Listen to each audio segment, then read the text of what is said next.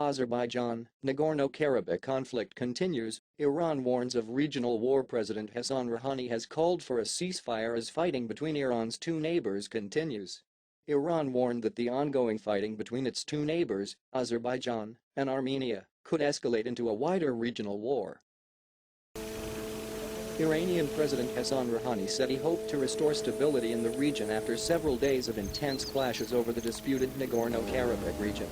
The disputed territory is officially part of Azerbaijan, but its population is dominated by ethnic Armenians. The current conflict is the worst in decades, and both camps blame each other. We must pay attention so that the war between Armenia and Azerbaijan does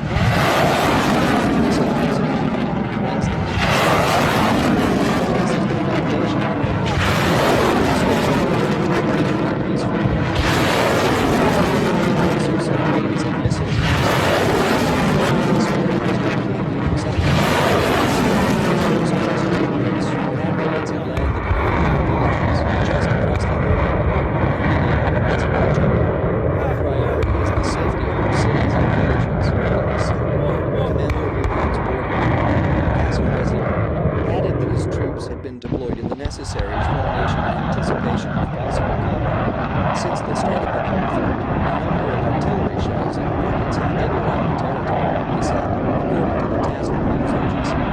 Our border guards are in high alert and have moved into the required formation. They are fully monitoring and controlling the border. He called for an end to fighting between the two countries, which he called a tragedy. We are very concerned, he said in a television interview. We hope this conflict will end soon. People are dying, and there are huge losses on both sides.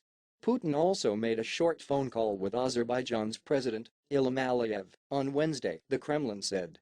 Russia is part of a military alliance with Armenia and has military bases in the country.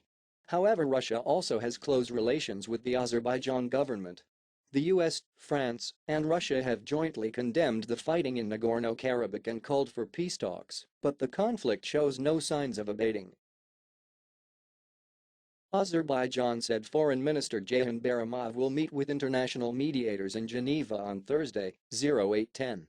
Armenia replied that it is impossible to enter into negotiations with one side and continue military operations with the other side.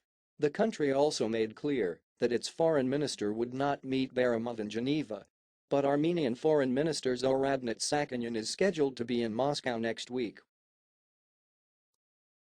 The cities became ghost towns because of the conflict. Azerbaijan says it is moving forward around the long-disputed Nagorno-Karabakh region. The country has more power, with more sophisticated weaponry. For now, Azerbaijan appears to have the upper hand, but areas near the front line are within range of the fire of the ethnic Armenian forces. The city of Tartar, which borders Nagorno-Karabakh, is now a ghost town. Before the war, the city was home to 100,000 people, but most appear to have fled. The main street was deserted and filled with broken glass and bullets. The front of the shop had been completely destroyed, and the roof was torn off. We found a handful of families taking shelter underground.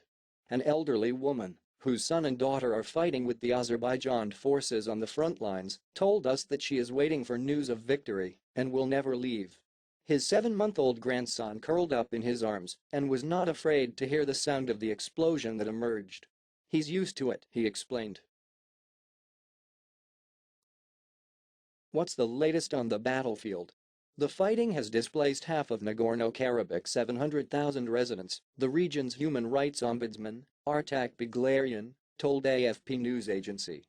The main town in Nagorno-Karabakh, Stepanakert, has been hit by bombardment in recent days. Residents took shelter in the basement and much of the city was left without electricity. There was a new attack on Wednesday morning and smoke was seen around Stepanakert, AFP reported.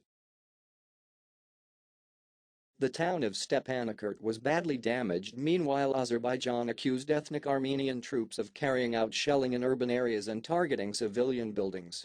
The second largest city, Ganja, has been battered, and Azerbaijan officials say hundreds of buildings were destroyed. Over the weekend, the International Committee of the Red Cross condemned reports of indiscriminate shooting and other alleged unlawful attacks. The committee also said dozens of civilians had died.